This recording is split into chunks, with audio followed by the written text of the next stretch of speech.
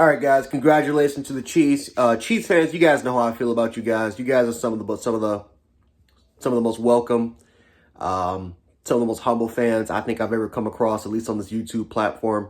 Every time I make a video about you guys, especially when my team lose, you guys give me a lot of respect. So it's only fair that I got to make a video once again, just commending you guys, because you guys absolutely deserve this. Patrick Mahomes is the best quarterback in the world.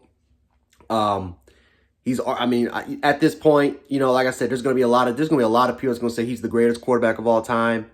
I still have him behind Brady. I had him second last year. I still got him second for now. If Mahomes wins 2 more titles, I think I think if he wins 2 more, then it's it. But if we're talking about the best quarterback that I've ever seen, Mahomes might have to be in that. Mahomes might have to be there. He just might have to be there. But it's really between Brady and Mahomes right now. If we're talking about top 2 quarterbacks of all time, and we're talking about greatest football players of all time, Jerry Rice, Brady, and Brady. Like I said, Deion Sanders is up there for me.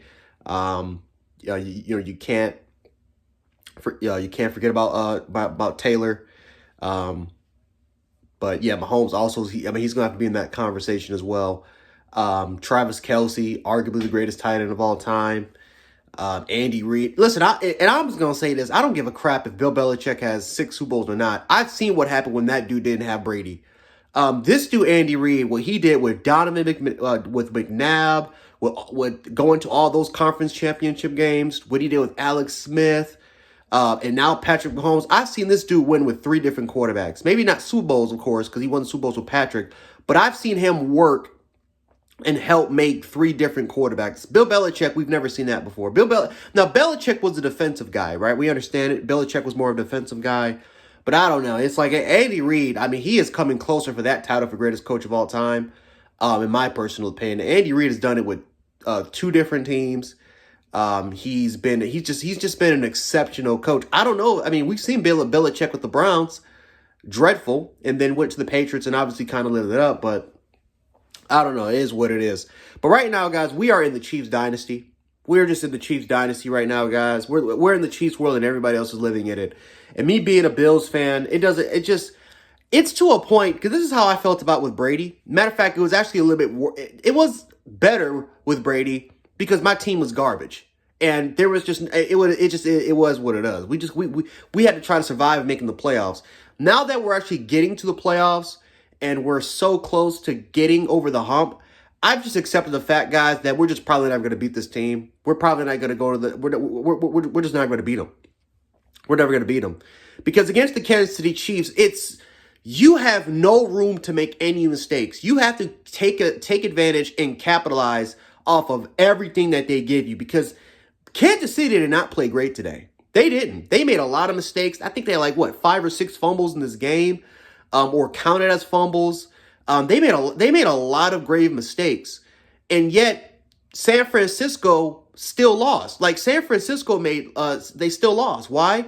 Because even though San Francisco was pretty much controlling the game, what happened in the mid-third quarter? The punt that gave the punt that hit the ball that hit the dude's leg. And that ultimately ended up turning into a Kansas City recovery. And they scored the next play, and they just took control of the game again. That's Kansas City. You cannot make the big mistakes against this team, because Kansas City will take advantage of everything. Doesn't matter if it's Chris Jones. Like I said, Patrick Mahomes is going to get the Super Bowl MVP, of course. But Chris Jones, this dude I've seen Chris Jones make 2 plays in the playoffs this year, where if he does not push Deion Dawkins into Josh Allen, that's a touchdown. And now he makes another play where if he does not get into the backfield or causes the disruption of the play, that's a touchdown to Juwan Jennings. And we could be having a different conversation. It's just stuff like this. The Chiefs will make plays when needed to make plays. Steve Spagnuolo will dial it up. Andy Reid will dial it up. And it does not matter who is on that Chiefs roster. They will find a way to make plays as long as you got Patrick Mahomes, as long as you got Travis Kelce, and Andy Reid, Steve Spagnuolo. It doesn't matter who's on the field. They're just going to continue to go out there and make plays time and time and again. And this is absolutely nuts because this Chiefs team, I mean, I hate to say it, this is probably the worst team to win a Super Bowl. And this is no disrespect to the Kansas City Chiefs, but this is true. I mean, this is probably the worst team to probably win a Super Bowl in the last 10 years, 10, 15 years. Since the New York Giants, right? Those Giant team, Eli Manning. It's amazing. Like how these receivers, besides Rashee Rice, besides really Rashee Rice, this receiving core was terrible all year round. All year round was terrible. And yet, with the struggles of what they had to come with the offense, the adversity that this team had to go through, they still found a way to win a Super Bowl. Arguably the worst team in the Chiefs era, if we're talking about with Patrick Mahomes and Andy Reid, and they still found a way to win a Super Bowl. Like their 2018 team easily was better than this football team because yes, easily was better, and they still found a way to win. This is back-to-back Super Bowls, by the way, with not so good receivers. Like, they don't even have a true number one receiver on this roster. I still think Rashee Rice is the number two that I think will develop to probably a true number one. But he's no Tyreek Hill. He's no Justin Jefferson. He's no prime Stephon Diggs, right? He's not one of those guys. And they still found a way back-to-back years of winning a Super Bowl. They did it with Juju Smith-Schuster, and they still did it with Rashee Rice as the number one. It's just it's incredible. And for Mecole Hardman to catch that ball after he got traded away to the Jets, from the Jets, I mean, it just goes to show you, it's just, like, this is just a team of destiny. It's just nothing you can do. And a lot of people will say it's scripted. It is what it is, guys. We're just living in the Chiefs dynasty. And and as long as Spagnuolo, Kelsey, Mahomes are still there, even if Chris Jones walks away, they're going to, like I said, I don't think they're going to get as, I don't think they're going to be as good because Chris Jones is a vital part of that defense.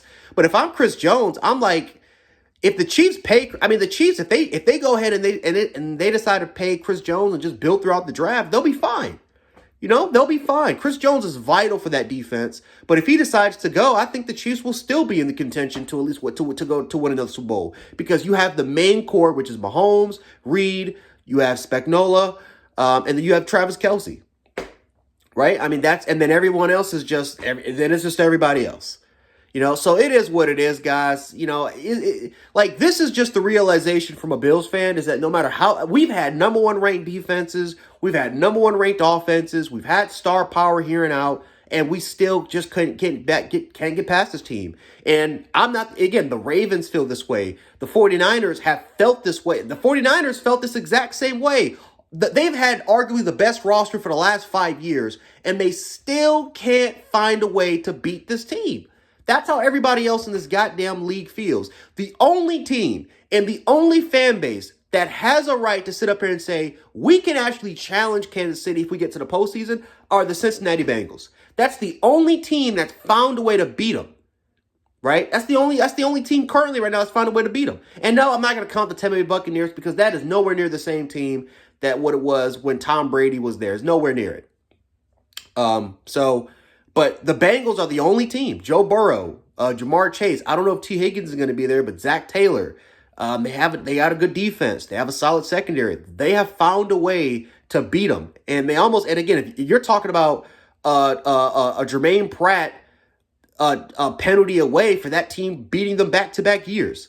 So I don't know. I don't know what we have to do to beat Kansas City. I don't know what we got to do. It's frustrating as all hell, but this is the Chiefs world, man, and we're living in it. We're living in the Chiefs world. This is their moment, and congratulations to all the Chiefs fans, man. You guys absolutely deserve it. The fans absolutely deserve it. You guys have been absolutely awesome this entire season, at least on my channel.